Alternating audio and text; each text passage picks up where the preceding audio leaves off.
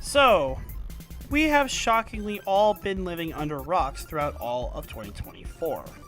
And all of these words we have been saying, yeah, we never use them correctly. Every single one of these words are actually referred to as nonsense words. Now you may be wondering, what exactly are nonsense words? Nonsense words are usually described as quote-unquote made-up words that you can never find from any kind of English dictionary that you look upon, including words like vim or stap. They will always conform to the rules of English most times. And to many people that don't know, there are no words in the latest English dictionaries that actually have words that start with skib or R-I-Z. Today, we will be looking through the actual meanings of these words. Firstly, we have skibidi, which many people know as skibiditoilet. Although we know it as skibiditoilet, and how it's pronounced skibidi, usually with an I or a Y at the end, it's actually a word that is basically used to describe something as cool, bad, or dumb.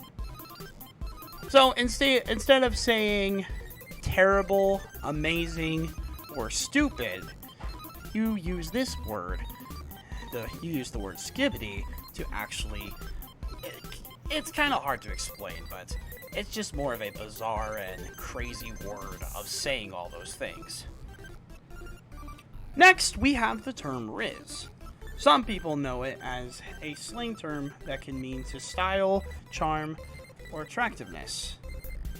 But in actuality, the word Rizz is somewhat of an abbreviation that is in relation to the word charisma.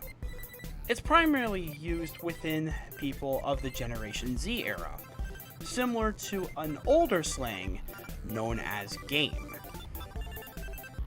And finally, we have sigma. Now, some of you may notice that I didn't mention that S-I-G-M was not a term that... There's not a letter that starts with those 4 letters of the dictionary. That's because there are letters that start with it. But in actuality, the term sigma actually means something completely different. It is described as the 18th letter of the Greek alphabet, usually described as a sideways E, as an E that is weird looking in the middle, or somewhat of a sideways M. And is actually transliterated as the letter S.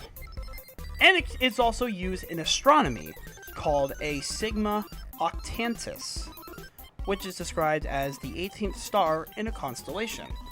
It can also mean addition or sum, like a plus mark within math, and it can also be described as a standard deviation. So remember, don't always say crazy looking words that you don't know about. Always be sure to look up the actual meaning of these words more often. And as always, have a great day.